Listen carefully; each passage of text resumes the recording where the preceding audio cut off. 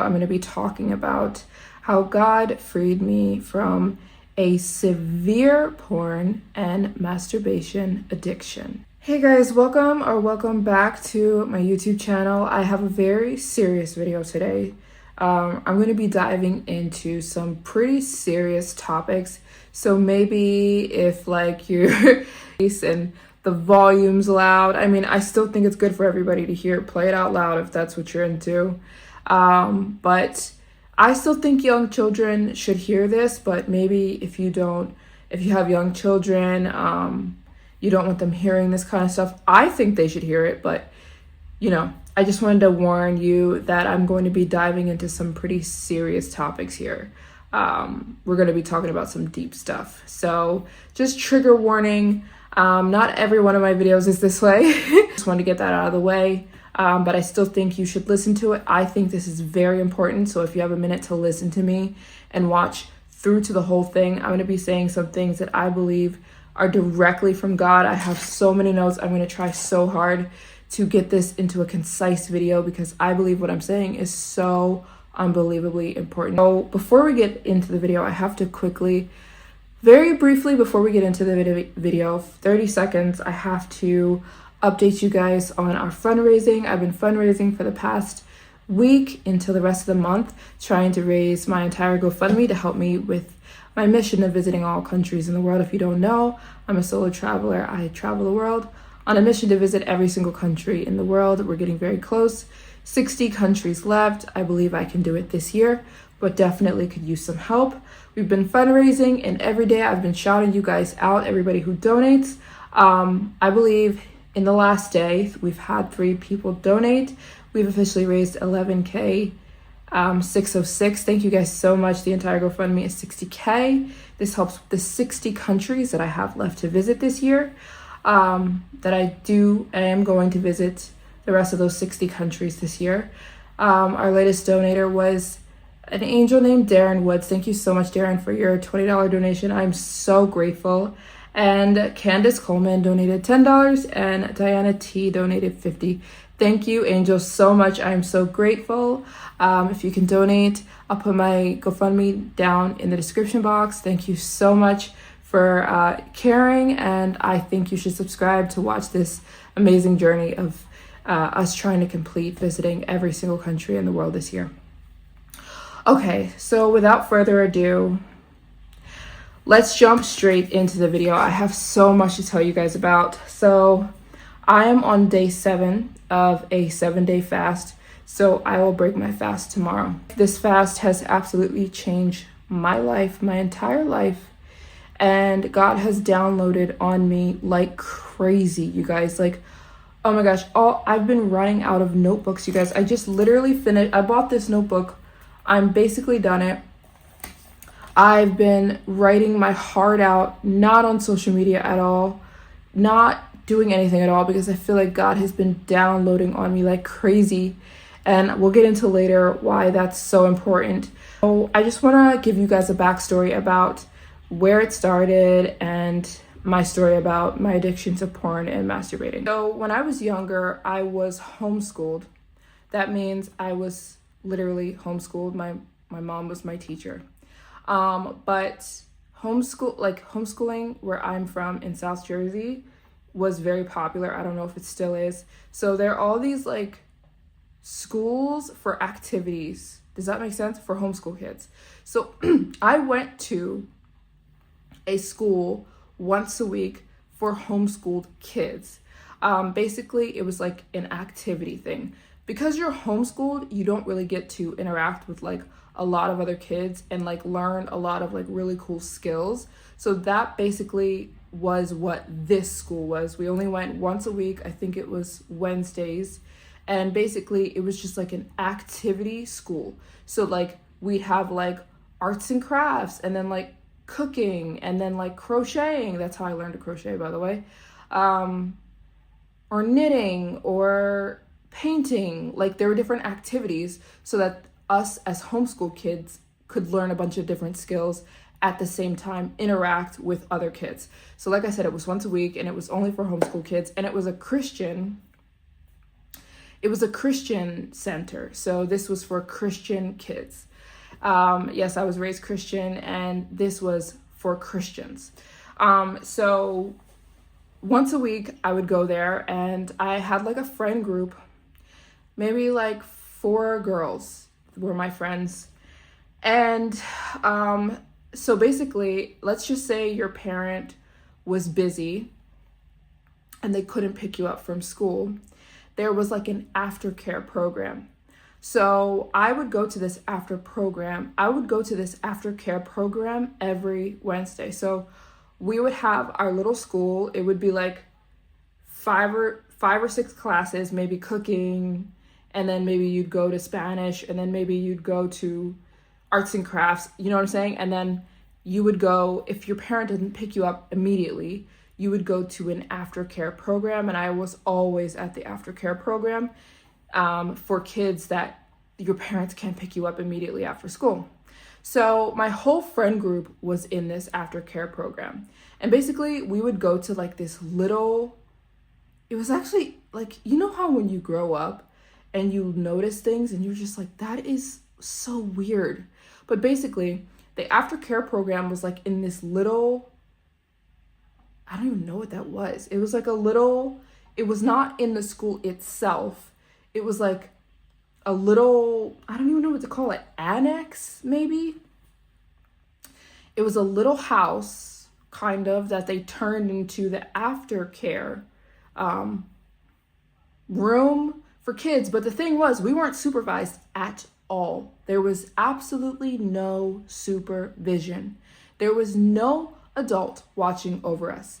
It was a bunch of kids just left to themselves, waiting for our parents to pick us up. Oh, so anyways, I remember we would watch movies, we would cook.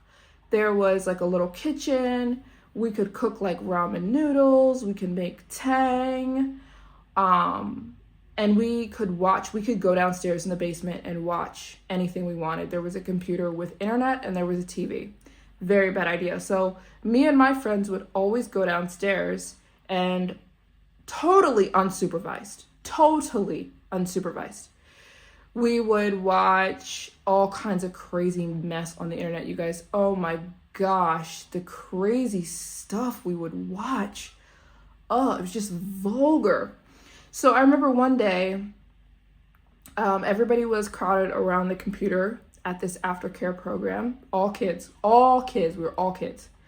And I'm like, what's going on over there? So I walk over to the computer and there's porn on the TV. And this is like my first real time, on the computer. This is like my first real time seeing explicit porn, like for real for the first time. I was, I think 11 years old.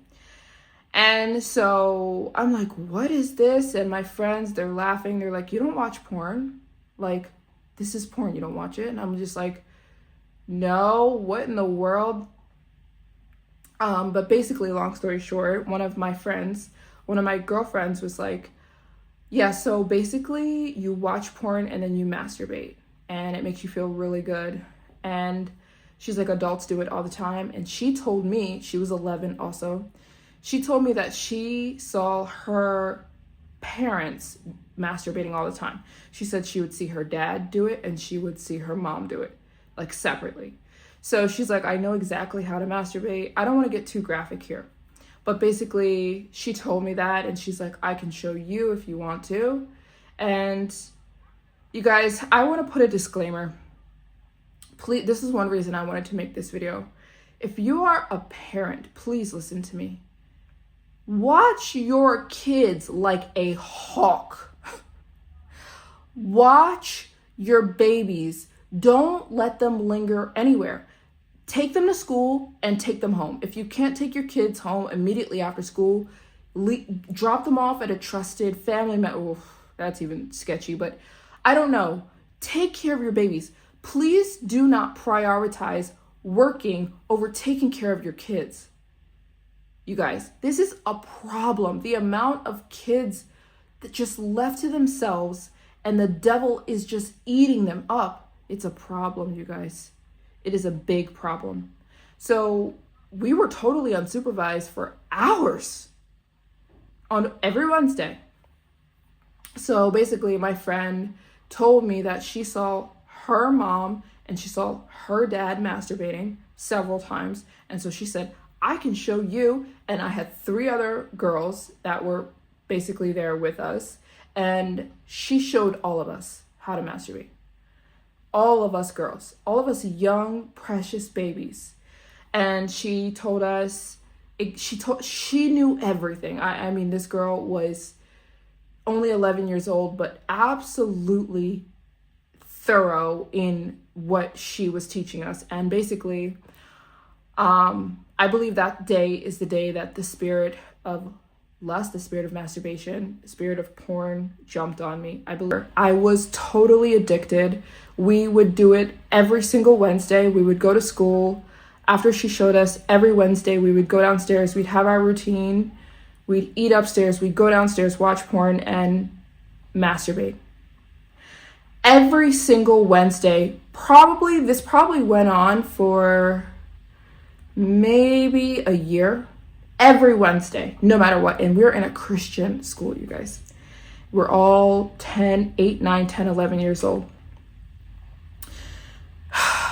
So anyways, so that went on for a long time. I got completely addicted, totally out of control addicted. And I met several other kids in my life who were doing the same thing. So it became like this normal thing. I never thought it was normal. I always knew it was bad. Like from the beginning, I knew it was bad.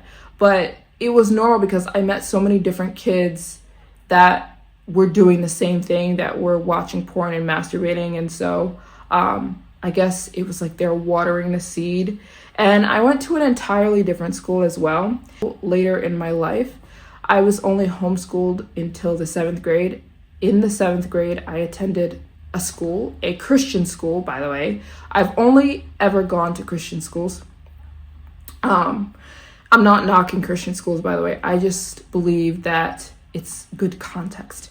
So I go to an entirely different Christian school. This is way later in my life. So I was in the 7th grade. How old does that make me? 13, 14? No, 13? However old you are in the 7th grade. So I go to an entirely different school. Boom. We leave that school. Again, I'm in an aftercare program at this school. So this was a real school. It was a real Christian private school. And after school, I would go to the aftercare program almost every single day. So aftercare, if you guys don't know what aftercare is, let's just say you can't pick your kids up at 3 when school's over. Your kid can go to aftercare. Well, they will sit in a room with a supervisor and they will just be watched until your parent can actually pick you up. So I was in an aftercare program at this school as well. And there were these 2 girls who would watch us almost every day. They were sweet as pie. And they were like older girls. So like we all looked up to them. I was in middle school, so like these girls were like high school, and like they were just so cool. Like we just thought they were the coolest girls in the world, and they worked as our supervisors at aftercare. And I would be at aftercare for like 7-8 hours every single day because my mom couldn't come get us. She was too busy. By the way, there's no hate. I'm not pointing fingers. I believe this was the devil's work. I'm not blaming any human, okay? But this is why I want to emphasize watching over your precious babies. Be on them, kids. If you have kids, be on your kids like a hawk. Don't leave them to the world, because the world will eat them up. You have to protect your babies. We're like, oh my gosh, they're just the coolest girls. Like, they couldn't have been any cooler. We were so obsessed. They were these older girls. They were high school girls. We looked up to them. They were really pretty. They were really grown vibes to us. You know, we were in middle school. So we talked a lot to these girls. I mean, we would talk for hours and hours and hours because nobody had anything to do. These 2 girls had to watch us. It was their job. And us meaning all the kids in aftercare. So we talked for hours, and I remember they both had boyfriends, and they would talk about their boyfriends a lot. Like 90% of the conversation was about their boyfriends. And I was like, that's so cool, you have a boyfriend. Of course, I'm like this 7th grader. I think they're so cool. And I'm like, a boyfriend, oh my gosh, it's so cool. And I remember one day, one of the girls brought up that her boyfriend doesn't please her. She said, my boyfriend doesn't please me sexually. Like, she said, she's planting, this was the devil planting seeds in my head. She said, I remember verbatim, she said, guys don't really know how to pleasure girls that well. So she said, I masturbate all the time because he doesn't know how to make me feel that good. And so there's another girl, they're talking to middle school kids, by the way. The other girl chimes in and she goes, oh, me too. Like, I always masturbate. It's the only way that, like, I can actually feel good. And she said to me, you have to be so careful, you guys, with our words. We have to be so freaking careful because you're planting seeds in people. She said to me, oh, same. I always pleasure myself because men just don't really know how to pleasure women that much. We have to do it ourselves. So she said, I watch porn and I masturbate all the time. Even though I love my boyfriend, he just doesn't know how to satisfy me. That's another plant. Like, all these people are planting seeds. So that's where those girls left it. It never got more explicit than that, but they did have sex toys. They did show me their sex toys, but nothing ever became physical, like them showing me anything or doing anything. But they talked a lot about it. And basically, these were all seeds that were being planted in my brain, strengthening this addiction, this curse on my life, this spirit on my life. And it didn't help that I talked about this in another video, but I also was being, this is how I said this video is going to get a little bit deep, but I was also being touched by family members. This is why I'm telling you guys, please watch your freaking kids, bro. You guys, I'm not mad at anybody but the devil. I'm really not. But please watch your freaking kids. Protect them and don't trust anyone around your babies. Don't trust anyone around your babies. I don't care who it is. It doesn't mean that you project on people and you think everybody's evil. No, I'm talking about protecting your babies. Make sure you know who they're around. Make sure you know who, if any, ask them questions. Say, is anybody doing anything inappropriate? Teach them about what is okay and what is not okay. Don't leave. I don't care if it's your closest uncle, cousin. I don't care who it is. I don't care if this boyfriend you trust so much. Don't leave him around your babies. I don't care if it's your favorite uncle, your favorite whoever. I don't care. Do not trust anyone around your babies. It is your responsibility to protect these kids. Don't leave them to the world fighting for their life by themselves. Ugh, I'm not mad at anybody but the devil, by the way. So anyways, I was being harassed by family members at the same time. So, I mean, I just can't even describe my childhood. It was what I would describe hell. But one amazing thing about the life that I live today is how God always was with me. He always told me he was going to get me out.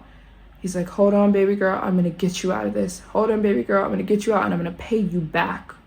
I didn't ever think that it wasn't wrong, by the way. I always knew. Humans know right and wrong. I knew that it was wrong, but I think my addiction had way past me. Like, I just justified it to no end. I'm like, well, at least I'm not doing the real thing. I know people who are doing, like, who are actually having sex. At least I'm not doing that. So where does deliverance start? So one day I was at church and a girl gave her testimony and she recommended a book that I bought. It's an amazing book. If you guys want to get it, it's called The Porn Addiction, or what is it called? I'll put it on the screen. It's by a guy named Matt Fradd. Amazing book. She recommended that book. This is why I'm speaking out about it, because I don't think things get broken until we step up and speak about them. Somebody's got to talk. So there was this girl, and she said, and I didn't hear a lot of girls talking about porn addiction. So my ear was immediately like, oh. So she said she read the book by Matt Fradd, and she started speaking about her testimony about porn addiction, about being harassed and touched in her childhood. And it resonated with me immediately. I was like, oh my gosh, no way. Somebody's talking about this. And I also read another book that has been amazing for my journey of getting free is this book, Your Story Has a Villain. This is about spiritual warfare. Amazing book for getting free from spiritual strongholds, curses, bloodline curses, all that kind of stuff. So yeah, she was talking about it, and she said that you think you're dealing with this like just addiction of you just want pleasure. No, you're dealing with a spirit. And that was the first time that this addiction got personified. Not personified, but I never heard it named like it is a spirit. Like I had never heard that before. I never thought about, oh, it's a spirit. Like it's actually a spirit on me. And immediately when she said that, I was like, oh my gosh. And she said, you're not fighting self-control. You're not just like sitting here fighting I just want pleasure. You're fighting a demon. You're actually fighting a thing that is attacking you. And immediately I started crying. I started being like, oh my gosh, this makes so much sense. Is this why it's so hard for me to quit? Is this why this thing is so strong in my life? Is this why this thing has been with me for 10 plus years? It made so much sense. So, I tried to put a Band-Aid on it. At first, I was just praying like, God, help me get rid of this thing. And then I've tried to just stop. And let me tell you guys something. You can't overcome by just your own will. Let me find inside of me the willpower. No. Some things have to be dealt with properly. And one thing that scared me, the lady said, and I also read in this book, and it's very true, the thing that scared me the most and made me step up with dealing with it is I learned that the things you don't deal with in your life, the things that you do not face and fight, it has legal rights to go to your children. We learn in the Bible that strongholds, addictions, spiritual warfare, spiritual bloodline curses, your own mess that you deal with in your life, legally is allowed to go to your children if you don't deal with it. This is spirit realm stuff. I told you guys we were getting deep in this video. In the spirit realm, it's a legal system. Like it's a real legal system. And so if you reproduce, you have kids, your mess will get transferred to your kids. It says in the Bible that curses are transferred. Bloodline stuff is transferred from you to your precious, innocent babies. If you don't deal with it now, you've got to deal with it. You've got to face and fight Goliath, or else Goliath is going after your kids too. And so that, I think, scared the absolute heck out of me. And I was like, there's no way. I don't have kids yet, but I do want them. And I said, there's no freaking way my babies are dealing with this. There's just no way. There's no way. So I was reading so many books, you guys. I started reading everything I could get my hands on. I was reading all these spiritual warfare books. I read the book of Enoch. I was reading everything I could get my hands on, because I think sometimes my approach to life is like, learn. The more I know, the more I'll be able to fix this thing. And I mean, it helped a little bit. I learned a lot in the books I read. Like I learned that the spirit of porn and masturbation are linked with other spirits. The thing is, when a spirit jumps on you, they're linked with other spirits. So I learned that the spirit of porn and masturbation is linked with loneliness, the spirit of isolation, the spirit of anxiety, the spirit of depression, the spirit of bad sexual life with your husband or wife. It separates you from God. Having these strongholds, having these addictions absolutely separates you from God. And some people don't believe that anything can separate you from God once you say, God, I love you and I believe in you. Not true. Not true. There's no evidence for that in the Bible. We see Solomon, we see David fall, we see what's his name? Samson. Absolutely, you can be separated. Absolutely. So I learned that this addiction, this spirit I'm not dealing with, is separating me from God. And I learned that it's hindering God's voice. So it's hindering God from getting close to me. It's hindering things from happening in my life. It's hindering good relationships in my life. It is making me lonely because the spirit of loneliness comes with it. It's making me isolated. The spirit of isolation comes with it. It's making me anxious. The spirit of anxiety comes with it. And it's making me depressed. The spirit of depression comes with it. And the thing is, we just lay back in life and we act like there's not all this stuff we got to deal with. We just act like everything's a coincidence. I'm just depressed. I'm just anxious. And we do nothing about it. We might say, we might throw a little prayer up to God. I got revelation about that too. We might throw a little prayer up to God. Don't mean he's listening. There is a verse in the Bible, I think it's Matthew 17:21, where Jesus, the disciples came up to Jesus and they were trying to cast out demons, which they usually could do, out of these people. And they came to Jesus because they couldn't cast out these demons. And they said, Jesus, why can't we cast out these demons out of these people? Like, what's going on? And Jesus said, some demons only come out with prayer and fasting. You see where I'm going here? So basically, I learned through all the studying I was doing that it is a spirit. I believe the spirit jumped on me when I was little. I believe the spirit had been with me for years, and the spirit did not want to leave. Basically, every time you masturbate and you watch porn, you are like marrying the spirit. It's very possessive of you. It thinks you're married in the spirit realm. It doesn't want to go. There's no way it's not going without a fight, and it has to be dealt with. So when I heard this testimony, I remember it was a couple of years later, and I saw a video on YouTube of a girl giving her testimony about getting free from porn and masturbation. And when I was listening to her testimony, like, I guess I kind of got to a place where, like, I'd stop for a year, and then I'd have 3 months of going back. And then I'd have, like I never actually got free. It was like I would teeter-totter between getting free and not. So this was during that time. And this girl was giving her testimony about getting free of porn and masturbation. And when she was giving her testimony, I felt like I had to throw up, you guys. Like, I felt like I had to vomit. I got cold. My vision got blurry. And I immediately knew it was that spirit still in me. It was still in me. This spirit thing that had never got dealt with, never went anywhere, was still very much a part of me in my life. And I felt like this sensation, like this gross, nasty feeling, like this thing is living on me. And so I immediately cry out to God, and I'm just like, God, what do I have to do? What do I have to do?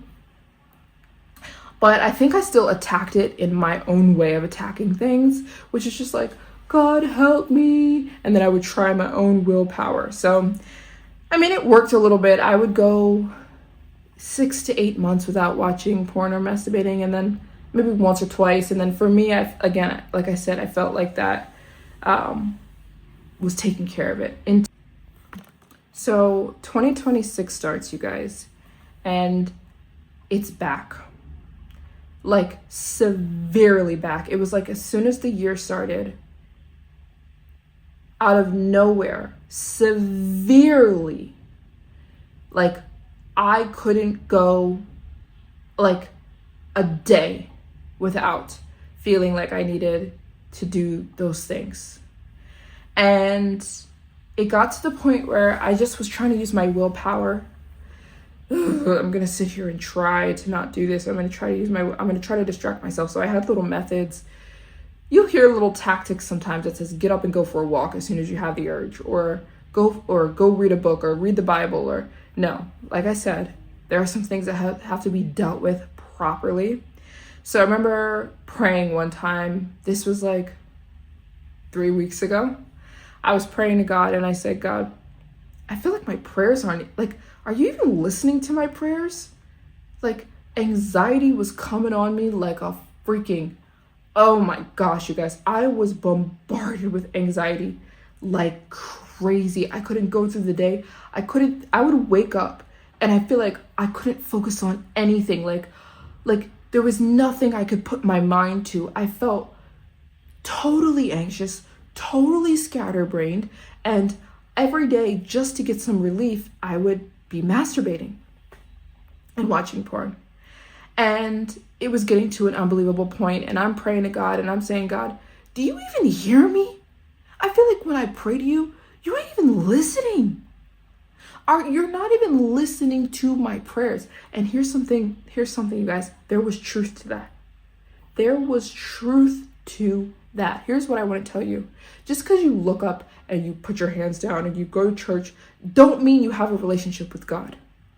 Relationship with God is like, it's in the word, it says, work out your salvation with fear and trembling. It's a battle, your relationship with God. It's like this everyday thing where he asks, it's a symbiotic relationship. He asks things of you just like you ask things of him. And if you're just living out in the world any old way, doing whatever you want to do, not listening, he ain't listening to you. He's not answering your prayers because there's an elephant in the room. There's an elephant in the room and you're ignoring it, and you're praying to God for more money, or you're praying to God to make this man, this relationship you have work out. God, help me in this man. Like, there's an elephant in the room. And basically that's what God said to me. He's like, baby girl, Mary Jane, there is an elephant in the room and you need to fast now. You need to fast now. Your answer's not on Instagram. Your answer's not on YouTube. Your answer's not on TikTok. You need to put that stuff down. You need to put food down. Stop eating. Go on a 7-day water fast and talk to me. So this was literally a week ago. I'm actually on day 7 of the fast right now. Immediately, boom. I literally stopped everything, you guys. I shut down the world. I shut down my travel plans. I'm always planning my travels. I shut down my travel notepad. I shut down everything. I'm like, I'm going on the 7-day fast. Only water for 7 days. And the first 2 days were hell. I felt tormented. I felt very anxious. I felt at nighttime I couldn't sleep. And I kept hearing God just keep going and keep talking to me, keep going and keep talking to me. Day 3, day 4, and day 5, you guys. Oh my freaking goodness. That's when God started downloading on me like crazy. I literally would I would put a pillow and sit my butt in front of the window here and talk to God for hours. I'm still doing it. It was like God was down. It was almost like God was like, I finally can deal with you. Finally, I can deal with you. You know what? God, one of the revelations he gave me, some of us never, ever go to God about us. We're busy pointing our finger. It's this person. It's that person. It's this celebrity. It's that. It's my sister. It's my mom. It's this. You are a hunk of junk and you ain't never dealing with it. I sat right here in front of the window and God was downloading on me like crazy. You guys, I have filled up 3 or 4 notebooks. He's given me all this revelation, you guys. And basically, God was like, keep fasting. I'm going to put a covering over you so the spirit can't get to you anymore, but I need you to keep fasting. And I need you to keep talking to me, and I need you to fix these things so you can hear me and you and I can have a clean line of communication. So, oh my gosh, you guys, I can't tell you the power of freaking fasting. And I woke up one day, it was day 6. I'll cry if I think about it too much. I woke up on day 6, which was yesterday. As soon as I opened my eyes, I heard God say to me, you're covered. I start bursting out crying. This is the first peace I've had in weeks. I told you guys I've been having these extreme anxiety attacks of like, oh, like there's just too much going on. There's too much I'm trying to accomplish. There's too much There's so much going on. There's so like, you guys, let me tell you something. The world has no answers for you. The world has no answers for you. Your answers, God has them. And you got to learn how to shut down the world and go connect with God. He's the only one that has your answers. And you cannot ring him up like a sugar daddy and be like, I need this. Boom. I went to church, so can you do this for me? Like, he cares. Like, he cares if you went to church. I mean, he does care. I mean, we should go to church. But come on. We do these little things like, God, I need this. Oh, I need this. Help me, heal me. And that's one thing he downloaded on me again. It's like, a lot of us are all telling God, I need this. I need this. I need this. And he's like, there is an elephant in the room. You never deal with it. So,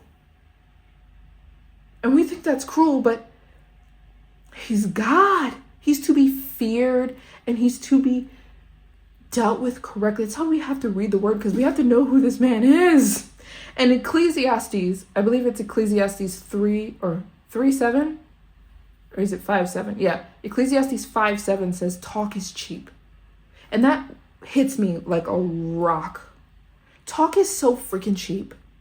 It is so cheap. Imagine if Jesus just came down here on earth and just talked. We'd be like, go somewhere. We revere and listen to him, and his words had power because of his actions. He showed who he was and what he cared about. You think you could just toss up a prayer to God and he's going to answer it like he's some stork? No. There's an elephant in the room, and the thing is, God is not going to care about all this stuff. It's not that he doesn't care. You trying to get all this stuff from him, and he's like, baby, you never want to deal with what I'm trying to deal with you about. So if you got to suffer, suffer. If you have to be tormented through life, be tormented through life, because I gave you the key out, but you won't even come connect with me to get it. You don't care about me. You want what you want so you can go have your life and do it your way. You have got to get down, humble yourself, and go to battle to keep and have a good relationship with God here on earth and to get freed up. So I woke up on day 6. God told me I'm covered. He showed me he put this protection around me, and that the spirit of lust, masturbation, and porn can't touch me no more. I've had no desires. I've been totally at peace with so many different things in my life, by the way. There were so many things that I was worried about. So many different things. And most of all, this relationship with God has been restored in me, which is actually the answer to all of our problems. We think it's the man. We think it's the money. We think it's the recognition. We think it's the fame that's going to fill the hole in our heart. No, the hole in our heart is because we don't have a relationship with God. That's where the hole is from. So the beauty of getting close to God is it solves all this other stuff as well. I just feel so, after this fast, I just feel so at peace, because I'm like, God is going to take care of it. He knows what he's doing. And it doesn't mean he's going to go with the way I see he should do things. No. He's going to go with the way he wants to do things. And that's called reverence. Something we don't have is reverence, where it says, God, I'm not going to question you because I ain't God. I'm not going to question him. I'm going to trust him. I have this unbelievable peace about me. And I have this unbelievable sense of like, I know how to fight battles now. Now, when there's something I'm dealing with, I'm going to go into fasting, and I'm going to try so hard to keep this relationship with God that has to be maintained, by the way. It's not a one and done. And so that I can always have this clear communication. I can't tell you the stuff he's revealed to me, you guys. Oh my gosh. Answers to prayers I haven't had in years. And I believe that's why the spirit of porn and masturbation came back to me. She came back so strong as soon as the year started, because she didn't want this. That's what.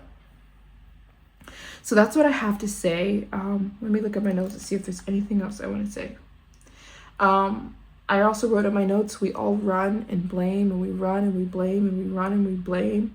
And we try to seduce ourselves with food, pleasure, scrolling, movies, TV, video games, sex, a man, a woman.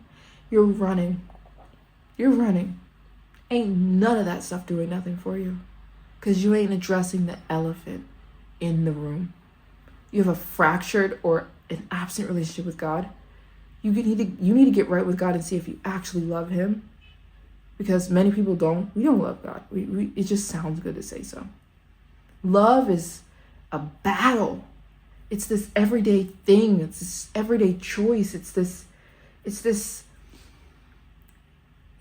active thing that it shows. It shows in your life. It absolutely shows. And we talk so much. We talk, and people can see through our crap. Some of us just talk and talk and talk because we don't want people to actually look at us. So we think if we just keep talking, then people will hear what we're saying. And it's like, you're just talking a bunch of crap. That's why Ecclesiastes says, talk is cheap. Let your words be few. Few. Don't be telling people how saved you are and how this you are and what you did and how you did that and you this and you that and you that. Sweetie, people should just see it in your life. There should be something people see that goes beyond what you have to say. And focusing on others, we have no time. We have no time. I don't want this video to be very long. I wanted to be here and to encourage you guys. I believe what I'm saying is so important. If you know anyone struggling with porn and masturbation, please send them this video. Don't make anybody, if your child comes to you with some kind of, information that they've been dealing with this, do not get mad. Come to them in love. It's going to solve this. Protect your babies. Don't throw them to the world. The world will eat them up. The world is waiting to eat your children up. Protect them no matter what. I don't even think children should be on the internet. Like literally, I don't think they should be on the internet. When people put their children on the internet, I'm just like, it's freaking cruel. People are nasty. Protect your babies. It's your job. Deal with your stuff so your kids don't have to deal with it. And remember, God loves you, but God is to be feared and revered. Work out your salvation with fear and trembling. Stop worrying about others. Don't blame others. I'm not mad at anybody, by the way. God had to deal with me about that. I'm mad at the devil, but there's no person I'm sitting here blaming. I know who's behind it. And yeah, so I don't want this video to be too long. I love you guys, and I hope something I said could resonate with you. I'm always here with you guys, and we have some fun travel videos. But also, you guys know we go deep on this channel as well. So I'm so grateful you guys could be here. If you stayed to the end of the video, put in the comments, God is good. Because if you really watch this whole thing, you're a real one. You're really somebody who loves God. You're really somebody who wants to get freed up. So no matter what you're dealing with, know that there's help for you. You're never helpless. And I love you guys so much. Bye.